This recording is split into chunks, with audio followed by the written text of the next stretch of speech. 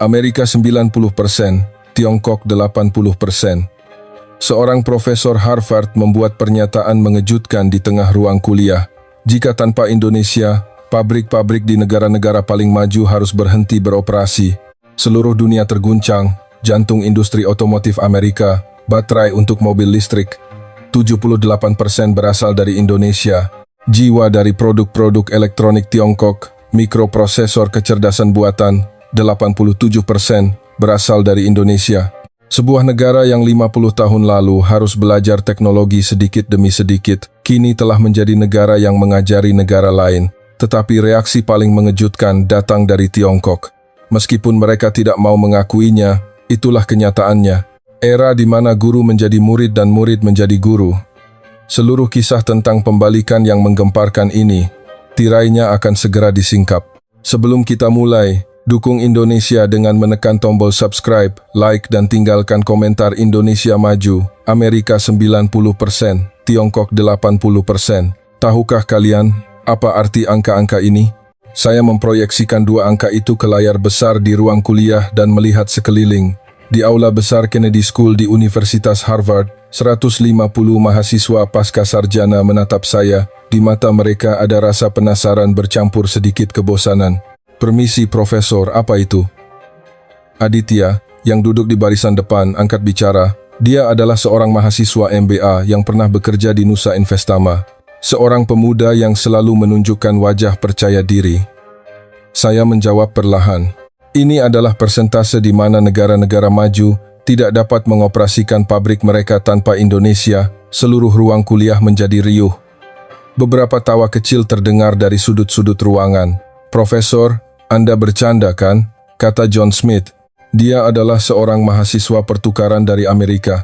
Seseorang yang selalu bangga dengan magangnya di Tesla.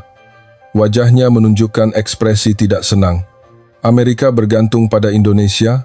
Kami adalah negara yang menemukan jalur perakitan mobil massal.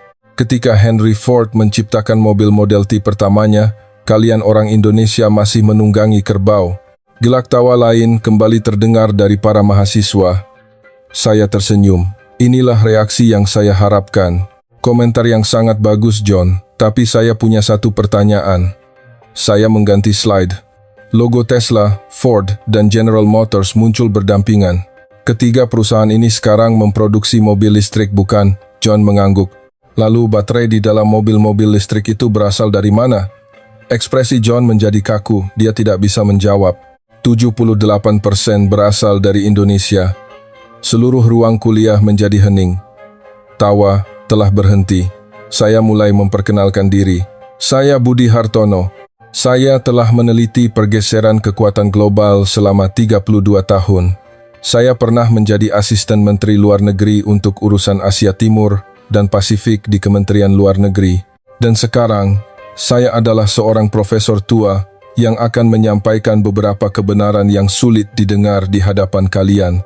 Para mahasiswa tertawa, tapi kali ini tawa yang berbeda, tawa yang memecah ketegangan. Tema kuliah hari ini adalah pembalikan ketergantungan. Saya menulis 4 kata di papan tulis, pembalikan ketergantungan. 50 tahun yang lalu, tatanan dunia sangat jelas. Ada negara-negara yang mengajar, dan negara-negara yang belajar, negara-negara yang memberi teknologi dan negara-negara yang menerimanya. Tiongkok dan Amerika berada di pihak yang mengajar, sementara Indonesia berada di pihak yang belajar. Michelle Lee dengan ragu mengangkat tangannya. Dia adalah seorang mahasiswi Amerika keturunan Tionghoa, seorang talenta yang lulus dari Universitas Tsinghua sebelum datang ke Harvard. Profesor, kakek saya pernah bekerja sebagai penasihat teknis di Indonesia pada tahun 90-an. Dia bercerita bahwa para insinyur Indonesia saat itu harus belajar bahasa Mandarin untuk bisa membaca buku manual teknis. Benar sekali, Michelle, persis seperti itu, saya mengangguk. Tapi bagaimana dengan sekarang? Michelle tidak bisa menjawab. Matanya penuh dengan kebingungan. Hari ini, 87% perusahaan elektronik Tiongkok tidak dapat memproduksi produk mereka tanpa mikroprosesor kecerdasan buatan dan perangkat lunak inti dari Indonesia. Huawei, Xiaomi, TCL, mereka semua. Keheningan menyelimuti ruang kuliah. Sophie mengangkat tangan. Dia adalah seorang mahasiswi pertukaran dari Sciences Po Paris. Profesor, bukankah itu hanya pembagian kerja? Indonesia ahli dalam memproduksi chip dan perangkat lunak, sementara Tiongkok ahli dalam hal lain. Itu adalah saling ketergantungan, bukan ketergantungan sepihak, sebuah sanggahan yang tajam. Ini adalah pertanyaan yang saya tunggu-tunggu. Sophie, apakah kamu tahu perbedaan antara saling ketergantungan dan ketergantungan sepihak? Ketika kedua belah pihak saling membutuhkan, itu adalah saling ketergantungan. Ketika hanya satu pihak yang membutuhkan pihak lain, itu adalah ketergantungan sepihak, benar, dan ini adalah fakta yang menarik. Saya mengganti layar. Bisakah Indonesia memproduksi ponsel pintar tanpa komponen dari Tiongkok? Para mahasiswa memiringkan kepala. Ya, mereka bisa. Faktanya, perusahaan Nusantara Dynamics telah mengurangi tingkat komponen Tiongkok dalam ponsel Gajah Mada mereka hingga di bawah 5%. Mata Aditya terbelalak. Sebaliknya, bisakah Tiongkok memproduksi ponsel pintar tanpa komponen dari Indonesia? Saya berhenti sejenak. Tidak bisa, prosesor AI, layar dan baterai. Tanpa tiga hal ini, sebuah ponsel hanyalah cangkang kosong, dan di ketiga bidang ini, Indonesia memimpin dunia. John kembali mengangkat tangan, suaranya sedikit kesal. Profesor, itu masalah Tiongkok. Amerika berbeda, kami adalah kekuatan otomotif. Dengan sejarah ratusan tahun. John, di era mobil listrik, apa arti sejarah 100 tahun? John terdiam. Mesin dan transmisi dulunya adalah jantung mobil Amerika, tetapi di mobil listrik tidak ada mesin dan tidak ada transmisi. Sebagai gantinya, apa yang dibutuhkannya? Para mahasiswa menjawab serempak, baterai. Tepat sekali, dan 78% dari pasar baterai itu didominasi oleh Indonesia.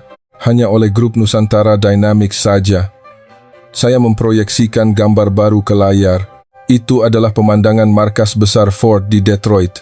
Ini terjadi dalam rapat Dewan Direksi Ford tahun lalu. Pasokan baterai dari Indonesia tertunda selama 2 minggu. Hanya 2 minggu, para mahasiswa mendengarkan dengan seksama. Pabrik di Detroit harus berhenti beroperasi. 35.000 pekerja tanpa pekerjaan. Kerugian setiap hari adalah 230 juta dolar. Wajah John memucat. Dalam 2 minggu, 3/2 miliar dolar menguap. Hanya karena sebuah baterai. Seluruh ruang kuliah kembali riuh. Para mahasiswa saling berpandangan. Itulah ketergantungan. Bukan saling ketergantungan, melainkan ketergantungan sepihak. Saya perlahan melihat sekeliling ruang kuliah. Tapi yang paling mengejutkan masih akan datang. Aditya bertanya. Apa itu? Bagaimana situasi ini tercipta? Saya mematikan layar. Kegelapan menyelimuti ruang kuliah. Mari kita kembali ke 50 tahun yang lalu. Dunia saat itu benar-benar berbeda. Para mahasiswa menunggu dalam diam. Saya melihat keluar jendela. Langit musim gugur di Cambridge berwarna merah menyala. Saat itu Indonesia tidak punya apa-apa. Tidak ada teknologi, tidak ada modal, tidak ada pengalaman. Sebuah negara yang hancur oleh krisis moneter dan baru saja keluar dari masa reformasi yang sulit. Michelle berkata pelan. Kakek saya pernah bercerita, saat pertama kali dia datang ke Indonesia, dia harus melewati jalan-jalan tanah yang berdebu. Benar sekali, saya mengangguk. Tapi sekarang Indonesia telah menjadi negara yang menciptakan teknologi paling kompleks di dunia, dan tanpa teknologi itu, negara-negara maju tidak dapat mengoperasikan pabrik mereka. Saya berbalik menatap para mahasiswa. Bagaimana itu bisa terjadi dan mengapa negara-negara maju tidak bisa mencegahnya? Sophie bertanya. Profesor, apakah itu isi kuliah hari ini? Tidak. Saya tersenyum. Hari ini kita hanya akan memulai cerita ini. Dimulai dari bagaimana mereka begitu sombong 50 tahun yang lalu. Tahun 1973, saya memproyeksikan sebuah foto hitam putih ke layar. Itu adalah pemandangan sebuah pabrik raksasa di Guangzhou, Tiongkok. Asap mengepul dari cerobong-cerobong asap. Lihatlah foto ini. Ini adalah markas besar sebuah perusahaan elektronik milik negara, salah satu yang terbesar di Tiongkok pada masa itu. Para mahasiswa mengangguk. Apakah kalian tahu apa yang dilakukan para insinyur Indonesia di pabrik ini? Michelle menjawab, mereka belajar teknologi. Ya, tapi belajar adalah cara yang cukup sopan untuk mengatakannya. Saya memproyeksikan foto berikutnya. Itu adalah gambar para pemuda Indonesia yang sedang mencatat di sudut pabrik. Mereka melakukan pekerjaan-pekerjaan kecil dan mencuri dengar teknologi dari balik bahu orang lain. Ketika para insinyur Tiongkok pergi makan siang, mereka diam-diam menyentuh mesin-mesin itu. Malam hari, kembali ke asrama, mereka mencatat apa yang mereka lihat hari itu di buku catatan. Aditya bertanya, mengapa mereka harus melakukan itu? Mengapa tidak ada transfer teknologi resmi? Pertanyaan bagus, Aditya. Saya tersenyum pahit. Biar saya beritahu kalian apa sikap Tiongkok saat itu. Saya membaca kutipan dari laporan Kementerian Perindustrian Tiongkok pada periode itu. Transfer teknologi ke Indonesia harus dibatasi seminimal mungkin. Mereka tidak akan pernah bisa mengejar kita. Dalam keadaan apapun, jangan pernah mentransfer teknologi inti. Ruang kuliah menjadi hening. Mereka tidak akan pernah bisa mengejar kita. Mereka benar-benar percaya begitu. John bertanya, dan Amerika juga begitu? Bahkan lebih buruk. Saya memproyeksikan foto lain. Itu adalah pabrik Ford di Michigan. Pada tahun 1970-an, ketika Presiden Ford saat itu bertemu dengan delegasi pemerintah Indonesia, dia mengatakan sesuatu. Saya berhenti sejenak. Mobil bukanlah sesuatu yang bisa dibuat semua orang. Itu butuh sejarah 100 tahun. Kalian orang Indonesia, cukup merakit suku cadang kami saja. Wajah John memerah. Saya tidak tahu apakah itu karena malu atau canggung. Dan Indonesia melakukannya. Setidaknya pada awalnya, saya memproyeksikan dokumen baru. Itu adalah gambar sebuah pabrik mobil di Karawang pada tahun 1990 Katruan. Mobil pertama yang dirancang oleh orang Indonesia. Mesinnya dari Mitsubishi Jepang, transmisinya juga. Bahkan cetak biru sasisnya dibeli dari Italia. Sophie berkata, jadi, apa yang dibuat oleh Indonesia? Cangkang mobilnya dan harga diri bangsa. Para mahasiswa tertawa. Ini bukan lelucon, saya berkata dengan serius. Harga diri bangsa itulah yang mengubah segalanya. Saya membaca kutipan dari memoar seorang insinyur Indonesia pada masa itu. Kami harus menundukkan kepala di hadapan para insinyur Tiongkok. Jika mereka tidak mengajari kami tidak bisa melakukan apa-apa. Setiap malam kami menggertakkan gigi. Suatu hari nanti, kita pasti akan membuatnya sendiri. Ekspresi Michelle menjadi rumit. Kakeknya berada di pihak yang mengajar. Michelle, jika kamu merasa tidak nyaman, katakan saja. Saya menatapnya. Tidak apa-apa, Profesor. Silakan lanjutkan. Saya ingin tahu apa yang terjadi. Saya mengangguk dan melanjutkan kuliah. Tahun 1998, tahun yang penting. Saya memproyeksikan foto baru. Itu adalah upacara peletakan batu pertama di kawasan teknologi tinggi Batam. Nusantara Dynamics mengumumkan mereka akan masuk ke bidang perangkat lunak dan kemudian desain chip. Apakah kalian tahu apa reaksi Tiongkok? Aditya bertanya. Mereka mengejek kan? Tidak hanya mengejek. Saya mengutip sebuah artikel surat kabar Tiongkok pada masa itu. Indonesia mau membuat perangkat lunak? Lelucon paling lucu tahun ini. Mereka bahkan tidak bisa membuat televisi yang layak. Para mahasiswa kembali tertawa. Tapi apakah kalian tahu apa yang terjadi 5 tahun kemudian? Saya beralih ke slide berikutnya. Nusantara Dynamics berhasil mengembangkan perangkat lunak Enterprise Resource Planning. pertama di Asia Tenggara, bersaing langsung dengan produk-produk Tiongkok. Ruang kuliah menjadi hening. Tiongkok terkejut. Bagaimana mereka bisa melakukannya? Mereka tidak bisa mengerti. Saya membaca sebuah wawancara dengan seorang insinyur Huawei pada masa itu. Kami percaya itu tidak mungkin. Teknologi yang kami butuhkan 20 tahun untuk mengembangkannya, Indonesia hanya butuh 5 tahun untuk mengejar. Pasti mereka mencuri teknologi dari suatu tempat. John bertanya, apakah mereka benar-benar mencuri? Tidak. Saya menjawab dengan tegas. Mereka bekerja seperti orang gila, benar-benar seperti orang gila. Saya memproyeksikan dokumen baru. Ini adalah catatan kerja Institut Penelitian Nusantara Dynamics pada masa itu. Jam pulang rata-rata adalah jam 2 pagi. Tidak ada akhir pekan. Para peneliti makan dan tidur di institut. Aditya menggelengkan kepala. Bukankah itu tidak manusiawi? Ya, itu tidak manusiawi. Saya mengakui. Tapi mereka tidak punya pilihan lain. Jika tidak mengejar yang lain, mereka akan selamanya menjadi pabrik perakitan untuk Tiongkok. Saya berhenti dan menatap para mahasiswa. Di sini ada perbedaan penting. Apa itu? Tiongkok dan Amerika sudah berada di puncak. Mereka punya terlalu banyak hal untuk dilindungi. Perubahan berarti risiko. Itulah sebabnya mereka bergerak sangat lambat. Saya beralih ke slide lain. Sebaliknya, Indonesia tidak punya apa-apa untuk dipertaruhkan. Perubahan adalah satu-satunya cara untuk bertahan hidup. Itulah sebabnya mereka berlari seperti orang gila. Sophie bertanya, "Profesor, apakah itu benar-benar membuat perbedaan sebesar itu?" "Sophie," saya menatapnya, "bayangkan kamu sedang lari maraton. Kamu berada di posisi terdepan. Kamu melihat ke belakang, orang kedua sangat jauh. Apa yang akan kamu lakukan?" "Saya akan menyesuaikan kecepatan, menghemat tenaga." Benar, itulah yang dilakukan Tiongkok dan Amerika. Saya mengajukan pertanyaan berikutnya. Tapi jika kamu berlari di posisi terakhir, kamu harus menyalip semua orang di depanmu. Apa yang akan kamu lakukan? Aditya menjawab, "Saya harus berlari seolah-olah tidak ada hari esok." Tepat sekali, saya mengangguk. Indonesia berlari seolah-olah tidak ada hari esok, sementara pemimpinnya sedang menyesuaikan kecepatan. Apa hasilnya? Ruang kuliah menjadi hening. 10 tahun kemudian, 20 tahun kemudian, 30 tahun kemudian, jarak mulai menyempit, dan pada suatu titik, saya ragu-ragu. Pembalikan terjadi. Tahun 2012, saya memproyeksikan data baru ke layar. Sebuah peristiwa penting terjadi pada tahun itu.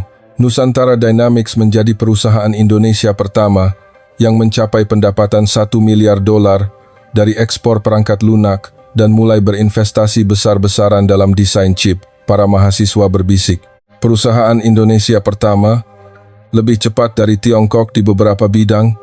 tanya Michelle dengan tidak percaya. "Ya, sekitar 3 bulan lebih cepat dari pesaing Tiongkok mereka dalam meluncurkan chip AI khusus untuk pemrosesan gambar." Saya menjelaskan situasi saat itu. Tiongkok terkejut. Untuk pertama kalinya, mereka dikalahkan oleh perusahaan Indonesia dalam hal teknologi. Sebuah negara yang pernah mereka yakini tidak akan pernah bisa mengejar. Setelah 20 tahun mendominasi industri elektronik.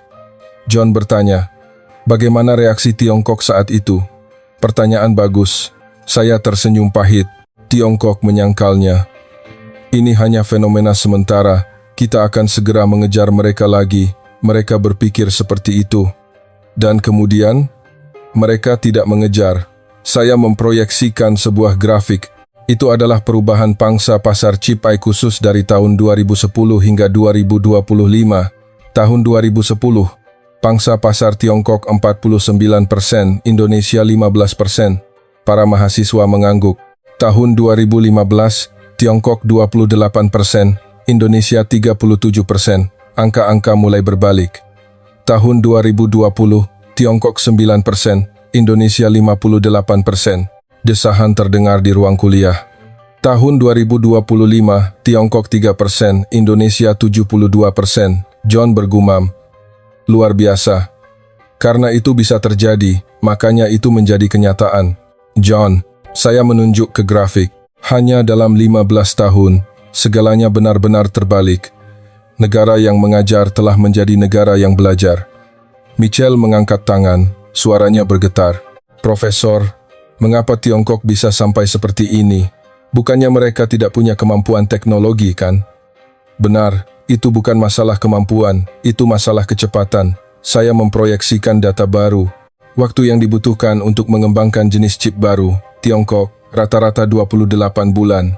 Indonesia rata-rata 14 bulan. Aditya menghitung cepat. 2 kali lipat perbedaannya. Benar, dan apakah kalian tahu mengapa ini sangat penting? Saya menjelaskan karakteristik pasar teknologi tinggi. Ketika produk baru diluncurkan, harga produk lama akan turun tajam. Produk terbaru tahun lalu hanya akan berharga separuhnya tahun ini. Oleh karena itu, siapapun yang meluncurkan produk baru lebih dulu adalah pemenangnya. Sophie mengangguk mengerti. Jika Indonesia meluncurkan produk baru lebih dulu, mereka bisa menjual dengan harga tinggi. Ketika Tiongkok mengejar, harganya sudah turun. Tepat sekali. Indonesia selalu menjual dengan harga tinggi, sementara Tiongkok selalu harus menjual dengan harga rendah. Pola ini telah berulang selama 15 tahun. John bertanya, jadi mengapa Tiongkok tidak bisa mempercepat? Ini adalah poin kuncinya, saya menekankan. Itu karena struktur pengambilan keputusan. Perusahaan-perusahaan Tiongkok memiliki budaya konsensus yang sangat kuat. Semua departemen harus setuju untuk beralih ke tahap berikutnya. Sangat hati-hati, tapi sangat lambat. Saya memberikan contoh sebaliknya. Nusantara Dynamics berbeda. Ketua memutuskan dan pelaksanaannya segera. Risikonya sangat besar. Jika mereka gagal, perusahaan bisa bangkrut. Tetapi jika mereka berhasil, mereka bisa memonopoli pasar. Aditya menggelengkan kepala. Bukankah itu berjudi? Itu berjudi. Saya mengakui. Tapi Indonesia tidak punya pilihan lain. Bergerak lambat berarti selamanya menjadi yang kedua. Itulah sebabnya mereka memilih untuk mengambil risiko. Saya menceritakan sebuah kisah terkenal. Ada sebuah kutipan dari seorang pengusaha besar Indonesia. Pola pikir lama, cara kerja lama, hasil lama. Jika ingin hasil baru, Anda butuh pola pikir baru, cara kerja baru. Apakah kalian pernah mendengar kutipan ini? Para mahasiswa mengangguk. Apakah kalian tahu apa artinya kutipan ini? Jangan berpuas diri. Teruslah berubah. Berhenti berarti mati. Semangat itulah yang menciptakan Nusantara Dynamics dan menciptakan seluruh Indonesia. Saya beralih ke cerita Amerika. John, sekarang kita akan berbicara tentang Amerika. John tampak cemas. Industri otomotif Amerika telah menjadi nomor 1 di dunia selama 100 tahun. Benar? Ya, benar. Tapi ketika era mobil listrik datang, segalanya berubah. Saya memproyeksikan data baru. Ini adalah struktur biaya sebuah mobil listrik. Baterai menyumbang 40%. Dibandingkan dengan 25% untuk mesin dan transmisi pada mobil mesin pembakaran dalam, John menghitung cepat. Bobot baterai jauh lebih besar. Benar. Oleh karena itu, siapapun yang bisa memproduksi baterai akan memegang kunci era mobil listrik. Saya memproyeksikan data pangsa pasar baterai. Pasar baterai mobil listrik global. Indonesia 45%. Tiongkok 38%, Jepang 9%, negara lain 8%. Sophie bertanya, bagaimana dengan Amerika? Di bawah 3%, wajah John menegang. Saya melanjutkan penjelasan. Produsen mobil Amerika telah menginvestasikan sejumlah besar uang untuk mengembangkan baterai sendiri. Lebih dari 20 miliar dolar. Apa hasilnya? Kegagalan. Saya menjelaskan situasi saat itu. Indonesia sudah mendahului mereka 20 tahun. Mereka mulai meneliti baterai lithium-ion sejak tahun 2000 keropakaan. Ketika Amerika masih percaya bahwa mobil listrik masih jauh, Indonesia sudah membangun pabrik-pabrik baterai. John membantah. Tapi dengan kemampuan teknologi Amerika, tidak bisakah mereka mengejar? John, saya menatapnya. Apakah kamu ingat cerita Tiongkok? Mereka juga mengatakan hal yang sama. Kita bisa mengejar mereka. 30 tahun telah berlalu, apa hasilnya? John tidak bisa menjawab. Saya memberikan bukti yang menentukan. Ini adalah situasi pasokan baterai dari 3 produsen mobil besar Amerika tahun lalu. Ford, persentase baterai Indonesia 89%. General Motors, 78%. Tesla, 67%. Seluruh ruang kuliah menjadi riuh. Rata-rata 78%. Jantung industri otomotif Amerika diproduksi di Indonesia. Saya mematikan layar. Inilah pembalikan ketergantungan. 50 tahun yang lalu, Indonesia memproduksi mobil dengan teknologi Amerika. Sekarang Amerika memproduksi mobil dengan baterai Indonesia. Sophie berkata pelan, Profesor, bagaimana dengan Prancis? Prancis lebih kuat dalam keuangan daripada otomotif. Sophie, pertanyaan bagus. Lain kali kita akan berbicara tentang Prancis. Saya melihat jam, waktu kuliah hampir habis. Biar saya rangkum kuliah hari ini. Saya berdiri di depan papan tulis. 50 tahun yang lalu, Tiongkok dan Amerika adalah guru, Indonesia adalah murid. Mereka mengatakan bahwa Indonesia tidak akan pernah bisa mengejar mereka. Para mahasiswa mendengarkan dalam diam. Tapi sang murid belajar seperti orang gila, begadang, menggertakkan gigi menahan penderitaan, berlari seolah-olah tidak ada hari esok, dan 30 tahun kemudian. Saya berhenti sejenak. Mereka bahkan melampaui guru-guru mereka. Aditya mengangkat tangan. Profesor, saya punya pertanyaan. Apa yang dipikirkan Tiongkok dan Amerika tentang situasi ini sekarang? Saya tersenyum pahit. Pertanyaan bagus, Aditya. Kita akan membahasnya secara rinci lain kali. Tapi, biar saya berikan sedikit petunjuk. Saya kembali ke slide pertama kuliah. Amerika 90%, Tiongkok 80%. Apakah kalian tahu berapa lama waktu yang mereka butuhkan untuk mengakui angka-angka ini? Para mahasiswa menunggu. Sampai hari ini, masih banyak orang yang menolak untuk mengakuinya. Karena mengakuinya berarti harga diri mereka akan runtuh. Saya mengakhiri kuliah. Minggu depan kita akan berbicara tentang cerita-cerita yang bahkan lebih mengejutkan. Mengapa Angkatan Laut Prancis memesan sistem tempur dari Indonesia? Mengapa Prancis kalah dari Indonesia dalam tender pembangkit listrik tenaga nuklir? Dan mengapa Filipina meninggalkan senjata Amerika untuk memilih senjata Indonesia? Mata para mahasiswa terbelalak. Biar saya tunjukkan sedikit cuplikan. Saya memproyeksikan slide terakhir. Beli senjata Indonesia, kemana perginya kebanggaan Barat? Itu adalah judul sebuah surat kabar Amerika tahun lalu, ketika Filipina memesan senjata senilai 22 miliar dolar dari Indonesia. John bergumam, 22 miliar dolar. Benar. Dan hasilnya, Filipina sekarang memiliki salah satu angkatan darat terkuat di Asia Tenggara, bahkan lebih kuat dari beberapa negara NATO. Ruang kuliah kembali riuh. Minggu depan kita akan membahas cerita ini. Semoga pekan kalian menyenangkan.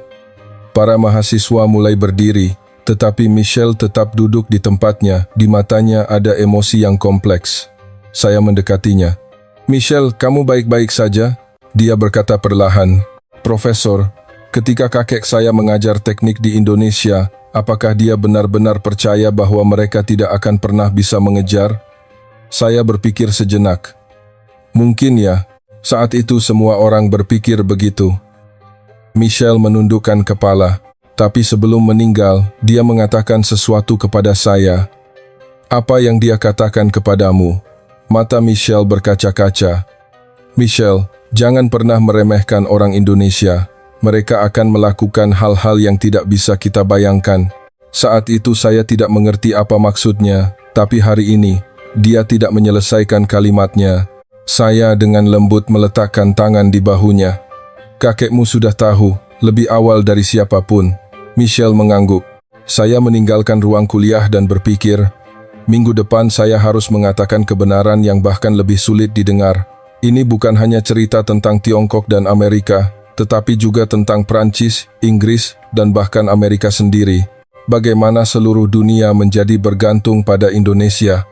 Saya harus menunjukkan kepada mereka gambaran besarnya. Hari mulai gelap di Cambridge. Lampu-lampu jalan mulai menyala, pembalikan ketergantungan. Ini bukan hanya cerita ekonomi. Ini adalah cerita tentang bagaimana nasib negara-negara telah berubah, dan cerita ini baru saja dimulai. Seminggu kemudian, ketika saya memasuki ruang kuliah, suasananya sudah benar-benar berbeda. Minggu lalu, hanya setengah dari 150 kursi yang terisi. Hari ini, tidak ada satupun kursi kosong. Bahkan ada mahasiswa yang berdiri di lorong untuk mendengarkan.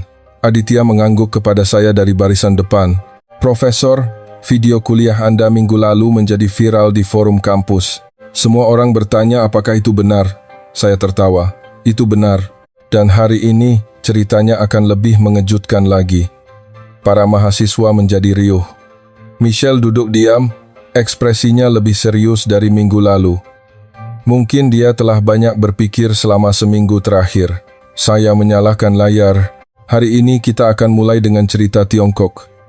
Michelle, jika kamu merasa tidak nyaman, katakan saja. Michelle menggelengkan kepala. Tidak apa-apa, Profesor. Saya ingin tahu.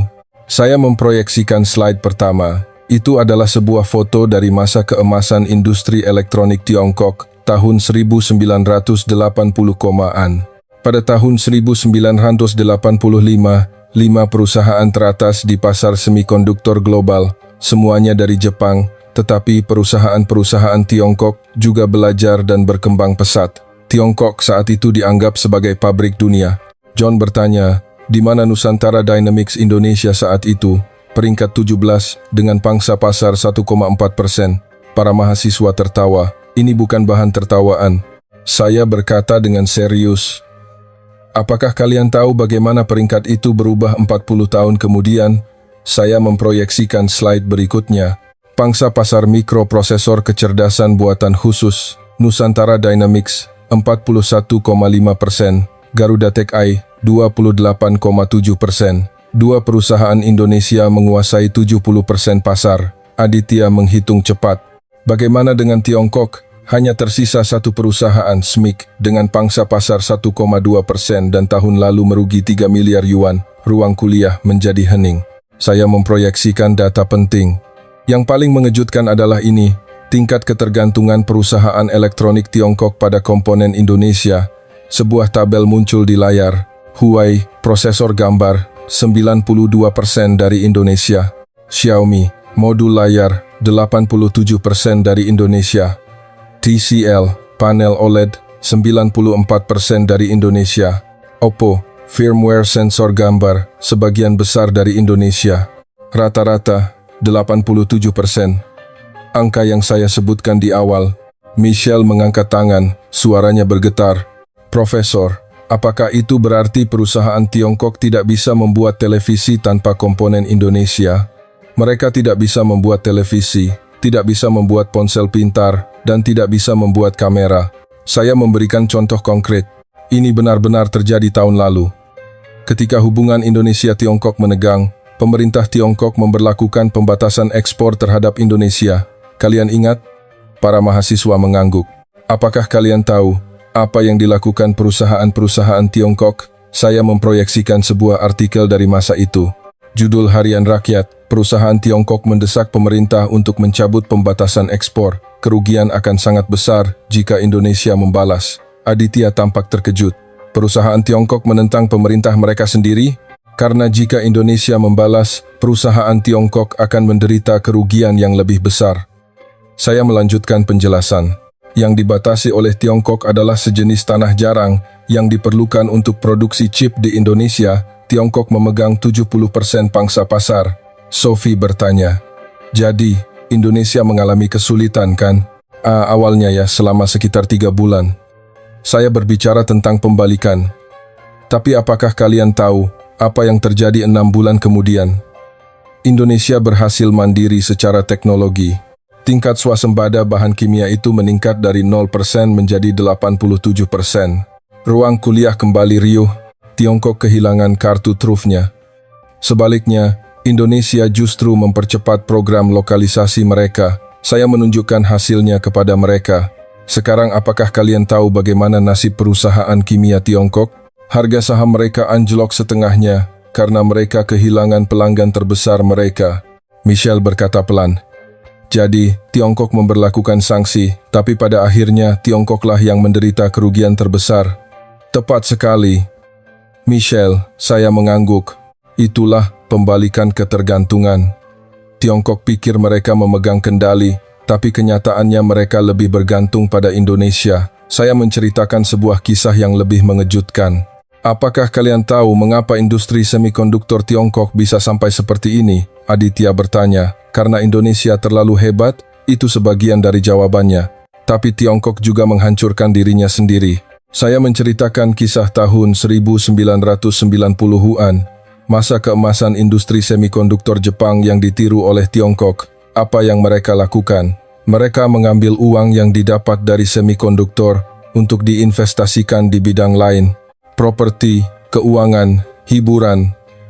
Mereka tidak berinvestasi kembali di semikonduktor. Sophie bertanya, mengapa? Itu adalah kesombongan. Kita sudah nomor 1. Indonesia tidak bisa mengejar kita. Mereka berpikir seperti itu. Saya menjelaskan pilihan Indonesia, tapi perusahaan Indonesia berbeda. Mereka mengambil semua uang yang didapat dari teknologi untuk diinvestasikan kembali ke teknologi. Bahkan ketika pasar sedang lesu, mereka tidak berhenti berinvestasi. Bahkan saat resesi, mereka berinvestasi lebih banyak. John bertanya, "Mengapa berinvestasi lebih banyak saat resesi?" Karena saat resesi, para pesaing akan memangkas investasi. Pada saat itu, jika Anda mendorong pengembangan teknologi baru, ketika pasar pulih, Anda bisa memonopolinya. Perusahaan-perusahaan Indonesia telah mengulangi strategi ini selama 30 tahun. Saya menunjukkan hasilnya kepada mereka. Pada tahun 1998, ketika Nusantara Dynamics mulai berinvestasi dalam desain chip, apakah kalian tahu berapa modalnya? 10 juta dolar. Para mahasiswa mengangguk. Tahun lalu, berapa modal investasi perusahaan-perusahaan Indonesia di industri semikonduktor? Saya memproyeksikan angka itu ke layar. 4,77 miliar dolar. Dalam hampir 30 tahun, angka ini telah meningkat 477 kali lipat. Aditya menghitung cepat. Lebih dari 4,5 miliar dolar. Benar.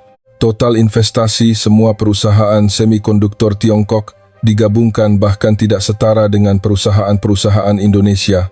Saya merangkum realitas Tiongkok. Tiongkok berpuas diri ketika berada di posisi nomor 1. Indonesia berinvestasi gila-gilaan ketika berada di posisi terakhir. 30 tahun kemudian, inilah hasilnya. Saya memproyeksikan data terbaru. Ini adalah peringkat kapitalisasi pasar perusahaan semikonduktor di seluruh dunia tahun ini. 1. TSMC, Taiwan. 2. Nvidia Amerika. 3. Nusantara Dynamics Indonesia. 4. ASML, Belanda. 5. Garuda Tech AI, Indonesia.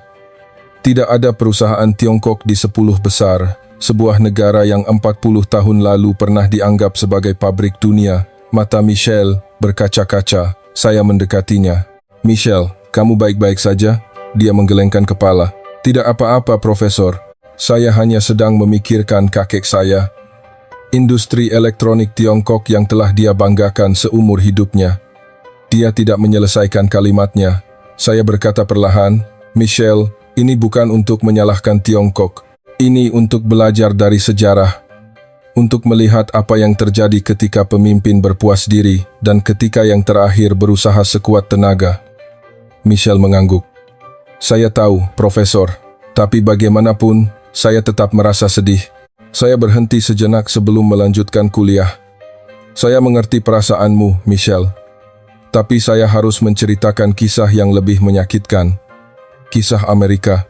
John tampak cemas. "Giliran saya, ya Profesor." Saya mengangguk. "John, kamu bilang kamu magang di Tesla kan?" "Ya, Profesor. Musim panas lalu. Apakah kamu melihat jalur produksi mobil listrik?" John mengangguk. "Ya, jalur produksi model Y. Apakah kamu tahu dari mana baterai di mobil itu berasal?" John ragu-ragu. "Dari Indonesia." "Saya dengar dipasok oleh Nusantara Dynamics." "Benar." Saya memproyeksikan data baru ke layar. Ini adalah situasi pasokan baterai mobil listrik dari 3 produsen mobil besar Amerika. Ford, baterai Indonesia 89%. General Motors, baterai Indonesia 78%. Tesla, baterai Indonesia 67%. Rata-rata 78%. Industri paling membanggakan di Amerika, industri otomotif, memiliki jantung yang diproduksi di Indonesia. Wajah John menegang. Aditya bertanya, "Tapi, Profesor, tidak bisakah Amerika memproduksi baterai sendiri? Mereka punya teknologinya."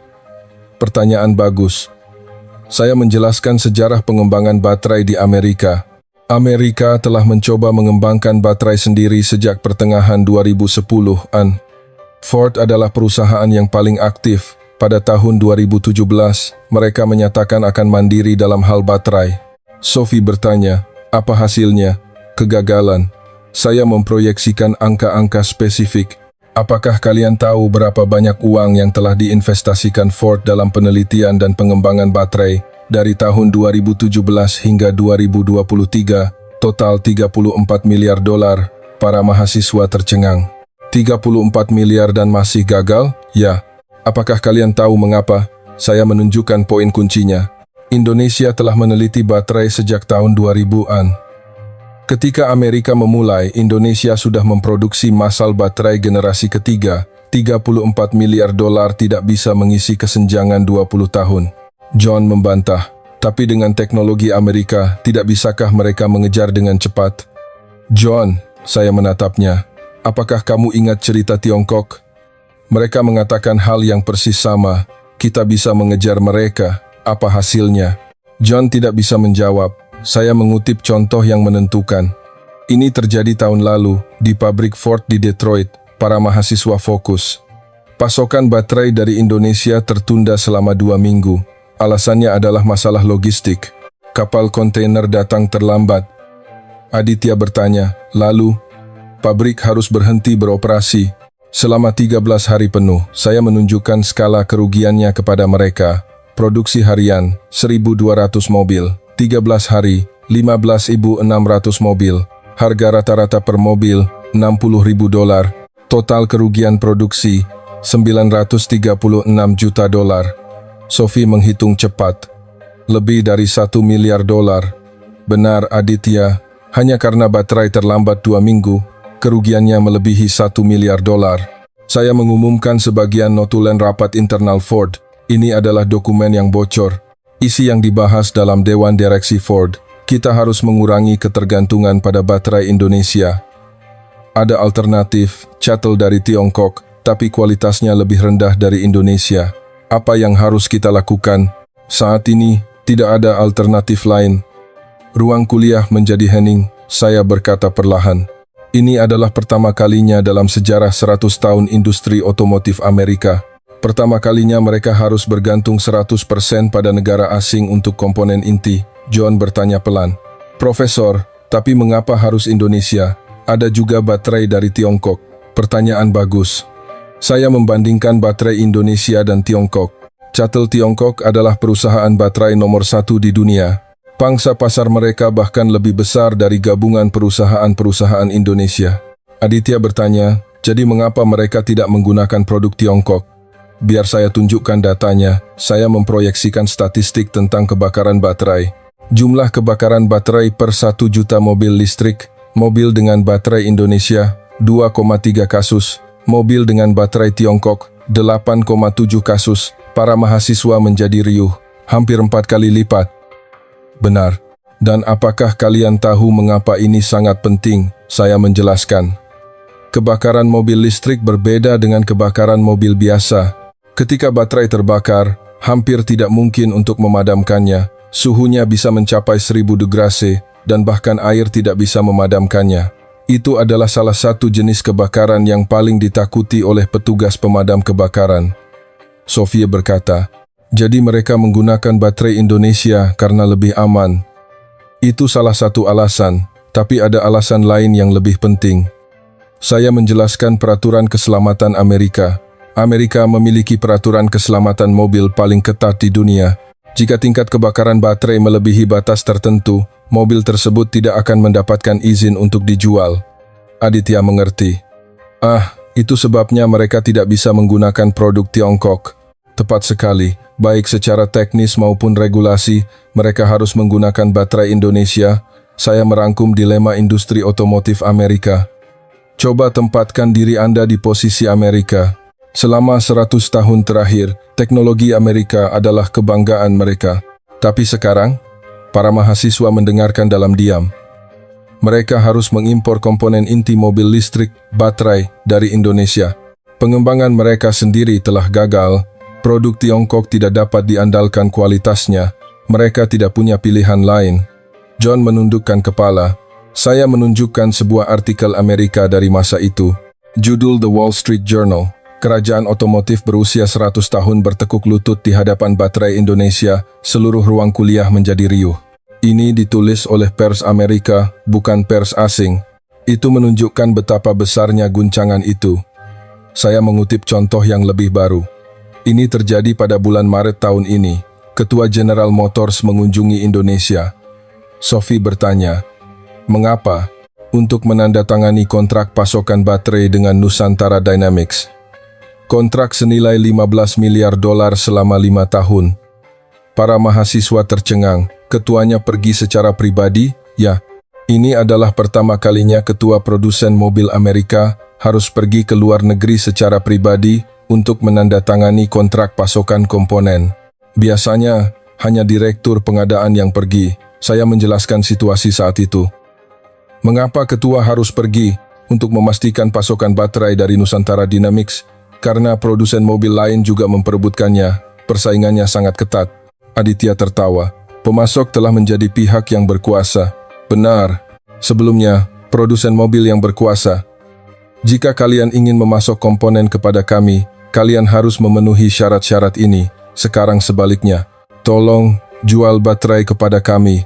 John bertanya pelan, Profesor, bisakah situasi ini berubah? Bisakah Amerika merebut kembali posisi terdepan? Saya berpikir sejenak. Sejujurnya, John, para mahasiswa fokus. Dalam jangka pendek tidak mungkin. Teknologi baterai telah terakumulasi selama 30 tahun. Anda tidak bisa mengejarnya hanya dengan uang. Butuh orang, butuh keahlian, dan butuh pengalaman dari kegagalan. Ekspresi John menjadi gelap. Dalam jangka panjang, mungkin, tapi dengan satu syarat. Apa itu? Mereka harus melepaskan harga diri mereka. Ruang kuliah menjadi hening. Kami yang terbaik, teknologi kami yang terbaik. Mereka harus melepaskan pemikiran itu. Mereka harus belajar dari Indonesia. Tiongkok harus belajar dari Indonesia dan Amerika juga harus belajar dari Indonesia. Saya menatap para mahasiswa. Tapi apakah kalian pikir itu mudah? Sebuah negara yang telah berada di puncak selama 100 tahun berkata kepada pendatang baru, tolong, ajari kami. Para mahasiswa menggelengkan kepala. Itulah sebabnya sebagian besar negara maju tidak mau mengakuinya. Karena mengakuinya berarti harga diri mereka akan runtuh. Saya beralih ke topik berikutnya. Tapi ada juga negara-negara yang telah melepaskan harga diri mereka untuk bertahan hidup. Sophie bertanya, negara mana itu? Prancis. Ekspresi Sophie menegang. Sophie, di Sciences Po, apa jurusanmu? Ekonomi politik internasional. Jadi, apakah kamu sudah belajar tentang kekuatan Prancis? Sophie menjawab dengan percaya diri. Keuangan. Paris adalah pusat keuangan global. Bersama dengan diplomasi, penetapan standar dan kekuatan lunak. Benar, semuanya benar, saya mengangguk. Tapi ada satu hal yang kurang. Sophie tampak bingung. Manufaktur, saya memproyeksikan data ke layar. Porsi sektor manufaktur dalam GP Prancis, 1970, 32%. 2017%. 2020, 97%. Para mahasiswa tercengang. Kurang dari 10%. Benar, Prancis bukan lagi negara manufaktur. Mereka telah menjadi negara yang berbicara. Saya menjelaskan perubahan Prancis. Pada tahun 1980-an Prancis membuat pilihan, fokus pada sektor keuangan daripada manufaktur. Di bawah Presiden François Mitterrand, Aditya bertanya, apakah itu pilihan yang salah? Dalam jangka pendek, itu adalah pilihan yang baik. Sektor keuangan sangat menguntungkan, menghasilkan uang lebih mudah daripada mengoperasikan pabrik. Saya menunjukkan masalahnya. Tapi dalam jangka panjang, sebuah masalah muncul. Mereka kehilangan kapasitas manufaktur. Saya memberikan contoh konkret. Mari kita bicara tentang Angkatan Laut Prancis. Para mahasiswa fokus. Prancis dulunya adalah kekuatan angkatan laut. Selama periode kolonial, mereka mendominasi lautan. Hari ini, mereka masih salah satu dari sedikit negara yang memiliki kapal induk bertenaga nuklir. Sophie mengangguk. Tapi ada masalah, saya memproyeksikan fakta yang mengejutkan. Dari 6 fregat Angkatan Laut Prancis, apakah kalian tahu berapa banyak yang saat ini beroperasi? Aditya bertanya. 3, 4, 1. Ruang kuliah menjadi riuh. 6 kapal dan hanya 1 yang bisa berlayar. 5 lainnya sedang dalam perbaikan atau tidak memiliki suku cadang untuk beroperasi. John bertanya, mengapa bisa begitu? Karena galangan kapal Prancis telah bangkrut. Hampir tidak ada lagi tempat yang bisa membangun kapal, memperbaikinya, atau memproduksi suku cadang. Saya menjelaskan pilihan Angkatan Laut Prancis. Jadi, apakah kalian tahu apa yang dilakukan Angkatan Laut Prancis? Sophie menjawab pelan. Mereka mencari bantuan dari Indonesia. Benar, saya menunjukkan sebuah artikel kepada mereka.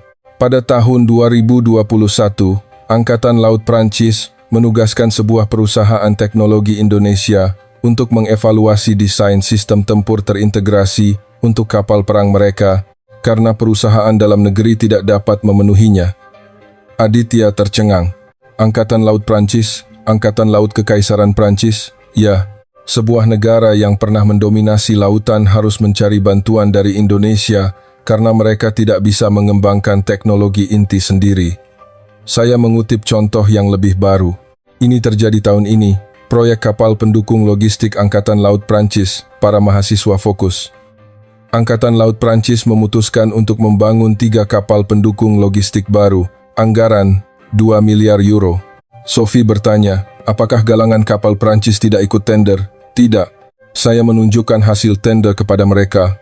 Perusahaan yang mengikuti tender, Garuda Defense Systems, Indonesia, Navantia, Spanyol, Naval Group, Prancis. Aditya bertanya, apa hasilnya? Garuda Defense Systems terpilih sebagai mitra pilihan. Ruang kuliah kembali riuh. Kapal perang Prancis dilengkapi dengan teknologi Indonesia. Ya, lebih tepatnya, lambung kapal dibuat di Eropa, tapi sistem otaknya, yaitu sistem kendali dan tempur, dikembangkan dan diintegrasikan oleh Indonesia. Ekspresi Sophie menjadi rumit. Saya menjelaskan reaksi di Prancis. Di Prancis terjadi perdebatan besar. Menyerahkan keamanan nasional kita kepada orang asing, meninggalkan industri pertahanan kita. Kritiknya sangat tajam, John bertanya. Tapi mengapa mereka memilih Indonesia? Ada 3 alasan. Saya menjelaskan.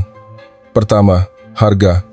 Garuda Defense Systems menawarkan harga terendah 30% lebih murah dari Naval Group. Kedua, waktu pengiriman. Indonesia berkomitmen untuk menyelesaikan proyek dalam 3 tahun. Perusahaan Prancis mengatakan mereka butuh lebih dari 5 tahun. Ketiga, kualitas. Kemampuan teknologi Indonesia telah terbukti. Mereka memasok sistem serupa ke banyak negara di seluruh dunia. Aditya merangkum. Murah, cepat, dan bagus. Benar. Dari pihak Prancis mereka tidak punya pilihan lain. Saya menjelaskan dilema Prancis. Apakah kalian tahu betapa ragu-ragunya pemerintah Prancis mengizinkan perusahaan asing untuk mengembangkan sistem inti kapal perang adalah masalah harga diri nasional? Tapi Sophie berkata pelan, mereka memilih realitas daripada harga diri. Benar, Sophie, Prancis telah mengakui kenyataan. Kita tidak lagi hebat di bidang ini, mari serahkan pada negara yang melakukannya lebih baik. Saya memberikan contoh serupa, tenaga nuklir juga begitu. Para mahasiswa fokus. Prancis dulunya adalah kekuatan nuklir. Mereka adalah salah satu negara terdepan di dunia dalam teknologi nuklir. Sophie mengangguk. Tapi apakah kalian tahu bagaimana industri nuklir Prancis sekarang? Saya menunjukkan situasi saat ini kepada mereka. Pembangkit listrik tenaga nuklir yang sedang dibangun di Prancis, Flamanville 3, dibangun oleh EDF Prancis. Apakah kalian tahu berapa anggarannya? Aditya bertanya. Berapa? Awalnya 3,3 miliar euro, sekarang telah meningkat menjadi 4 miliar euro, hampir 4 kali lipat. Para mahasiswa tercengang. Waktu konstruksi juga sama, awalnya dijadwalkan selesai pada tahun 2012, sekarang telah diundur hingga 2023, terlambat 11 tahun. Saya memberikan contoh sebaliknya. Apakah kalian tahu bagaimana pembangunan pembangkit listrik tenaga nuklir yang dibangun Indonesia untuk Uni Emirat Arab Pembangkit Barakah berlangsung? Sophie bertanya. Bagaimana? Anggaran, 20 miliar dolar, biaya aktual, 20 miliar dolar, melebihi anggaran 0%. Para mahasiswa menjadi riuh. Bagaimana dengan waktu konstruksi? Menurut kontrak, akan selesai pada tahun 2017. Kenyataannya, reaktor pertama mulai beroperasi pada tahun 2020, terlambat 3 tahun karena pandemi COVID. Tapi itu adalah situasi umum semua proyek di seluruh dunia pada saat itu. Dalam kondisi normal, mereka akan menepati janji. Saya membandingkan kedua kasus tersebut. Pembangkit listrik tenaga nuklir Prancis, anggaran 4 kali lipat, terlambat 11 tahun. Pembangkit listrik tenaga nuklir yang dibangun oleh Indonesia, anggaran tepat. Aditya berkata, perbedaannya sangat besar. Itulah sebabnya Prancis mengalihkan perhatiannya ke Indonesia. Saya menunjukkan sebuah berita baru-baru ini kepada mereka. Awal tahun ini, Menteri Energi Prancis mengunjungi Indonesia untuk membahas kerjasama teknologi nuklir. Sophie berkata pelan, sebuah negara yang pernah menjadi kekuatan nuklir sekarang harus belajar dari pendatang baru. Ya, itulah kenyataannya. Saya merangkum situasi Prancis. Prancis adalah kekuatan keuangan, kekuatan diplomatik, kekuatan lunak, tapi saya menunjukkan poin kuncinya. Mereka telah kehilangan kapasitas manufaktur. Mereka tidak bisa membangun kapal, tidak bisa membangun pembangkit listrik tenaga nuklir. Itulah sebabnya sekarang mereka harus mencari bantuan dari Indonesia. Sophie mengangkat tangan. Profesor, jadi apakah Prancis membuat pilihan yang salah ketika memilih keuangan daripada manufaktur? Saya berpikir sejenak, kita tidak bisa menyimpulkan bahwa itu adalah kesalahan. Berkat sektor keuangannya, Prancis masih menjadi ekonomi terbesar ke-6 di dunia. Tapi, saya menyeimbangkannya. Ada harga yang harus dibayar. Harga itu adalah hilangnya kapasitas manufaktur. Dan sekarang mereka sedang membayar harga itu. Saya beralih ke topik berikutnya. Tapi Prancis bukan satu-satunya negara yang mengesampingkan harga diri untuk mengakui kenyataan. Ada negara lain yang membuat pilihan yang lebih berani. Aditya bertanya, negara mana itu? Filipina. Para mahasiswa tampak terkejut. Filipina, sebuah negara di Asia Tenggara, dan Filipina itu sekarang memiliki salah satu angkatan darat terkuat di Asia Tenggara. Ruang kuliah kembali riuh. Bagaimana bisa? Berkat Indonesia, 24 Februari 2022. Saya menulis tanggal itu di papan tulis. Ada yang tahu hari apa ini? Aditya menjawab, hari Rusia menginvasi Ukraina. Benar. Dan pada hari itu, peta Eropa mulai berubah. Dan Asia Tenggara juga merasakan guncangannya. Saya memproyeksikan sebuah peta. Posisi Tiongkok, Taiwan dan Filipina ditandai. Lihatlah Filipina, tepat di sebelah Laut Cina Selatan. Para mahasiswa mengangguk. Apa yang dipikirkan orang Filipina pada hari itu? John menjawab. Mereka berpikir, yang berikutnya bisa jadi kita. Tepat sekali, saya menjelaskan secara singkat sejarah Filipina. Filipina secara historis adalah negara yang telah mengalami banyak invasi dan penjajahan. Mereka sangat memahami nilai kemerdekaan dan ancaman dari kekuatan besar. Michelle bertanya, jadi orang Filipina sangat khawatir. Ya, mereka tahu bahwa perdamaian tidak abadi. Itulah sebabnya mereka mengajukan sebuah pertanyaan. Saya mengajukan pertanyaan inti, jika Tiongkok menyerang, berapa hari kita bisa bertahan? Itu adalah perhitungan dingin, membandingkan kekuatan militer Filipina dan Tiongkok. Saya menunjukkan situasi militer Filipina saat itu kepada mereka. Februari 2022. Peralatan utama Angkatan Darat Filipina, tank MM-48 Patton, sejumlah kecil, buatan Amerika, diimpor dari tahun 1970-an. Artileri Swagerak M109. Beberapa lusin, buatan Amerika, kinerjanya terbatas. Pesawat tempur FA, 50 PH, 12 unit, buatan Korea Selatan, jenis ringan. Semua peralatannya sudah usang dibandingkan dengan peralatan terbaru Tiongkok. Ada kesenjangan satu generasi, Aditya bertanya. Tapi mereka punya fakta pertahanan bersama dengan Amerika. Sekutu tidak akan membantu? Pertanyaan bagus. Saya menjelaskan keterbatasan fakta. Amerika adalah sekutu perjanjian. Jika satu negara diserang, negara lain akan membantu. Tapi, saya menunjukkan poin kuncinya. Itu bukan intervensi segera. Perlu ada diskusi, perlu ada konsensus, perlu ada prosedur. Dalam 72 jam pertama perang, bisakah Amerika melakukan intervensi? John menjawab, tidak pasti, benar, dan Filipina juga berpikir begitu. Itulah sebabnya mereka sampai pada sebuah kesimpulan. Saya mengumumkan keputusan Filipina. Kita harus bertahan sendiri setidaknya selama 2 minggu. Para mahasiswa fokus. Jadi, Filipina mulai mempersenjatai diri. Masalahnya adalah, saya menjelaskan pasar senjata barat, waktu pengiriman dari perusahaan pertahanan barat. Tank M1 Abrams dari Amerika, 5 tahun sejak pemesanan. Tank Leclerc dari Prancis, 6 tahun. Tank Challenger 3 dari Inggris, 7 tahun. 5 tahun, 6 tahun, 7 tahun. Apakah Filipina punya waktu sebanyak itu? Aditya menggelengkan kepala. Tiongkok bisa bertindak kapan saja setelah masalah Taiwan. 5 tahun terlalu lama. Benar, itulah sebabnya Filipina mencari pilihan lain. Saya berbicara tentang Indonesia. Kementerian Pertahanan Filipina menganalisis pasar pertahanan global dan menemukan sesuatu yang menakjubkan. Tank! Harimau Perkasa, versi upgrade, dari Indonesia, 18 bulan sejak pemesanan. Artileri Swagerak Merapis PH, dari Indonesia, 1 tahun. Pesawat tempur ringan Elang Emas LF-50 dari Indonesia, 2 tahun. Indonesia dapat mengirimkan dalam waktu yang jauh lebih singkat daripada Barat. Sophie bertanya, mengapa Indonesia begitu cepat?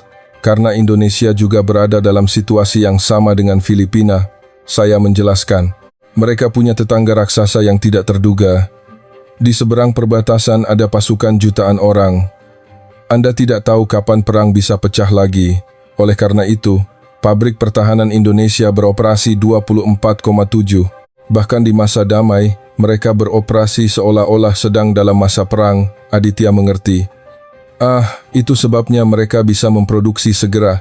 Benar, industri pertahanan Barat dioptimalkan untuk masa damai. Produksi dalam jumlah kecil, kualitas tinggi. Industri pertahanan Indonesia dioptimalkan untuk masa perang. Produksi dalam jumlah besar, dengan kecepatan tinggi. Saya mengumumkan pilihan Filipina. Juli 2022, Filipina menandatangani kontrak ekspor senjata terbesar dalam sejarah dengan Indonesia.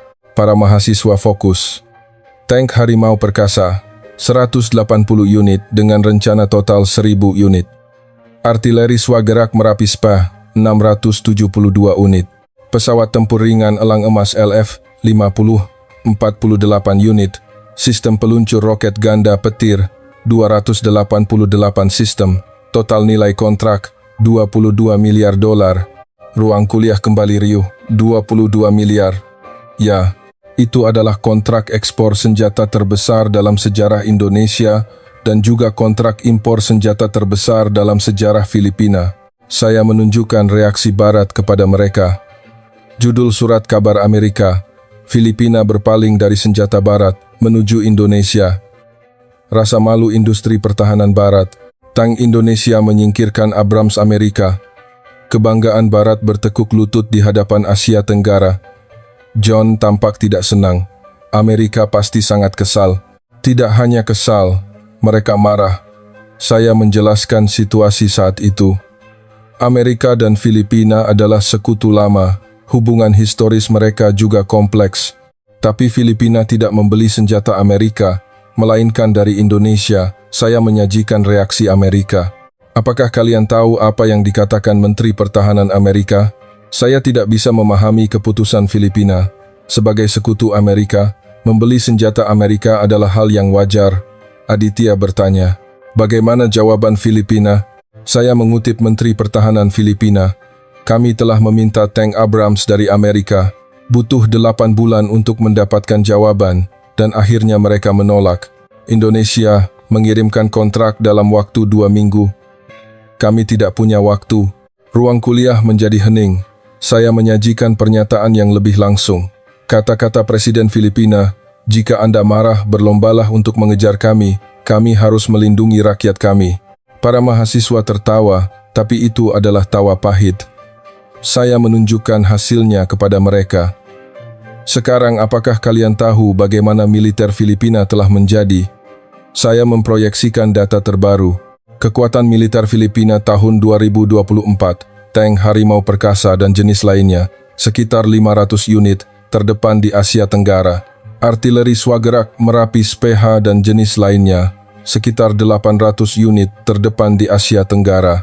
Pesawat tempur FA-50 dan Elang Emas LF-50, sekitar 100 unit dengan penambahan berikutnya.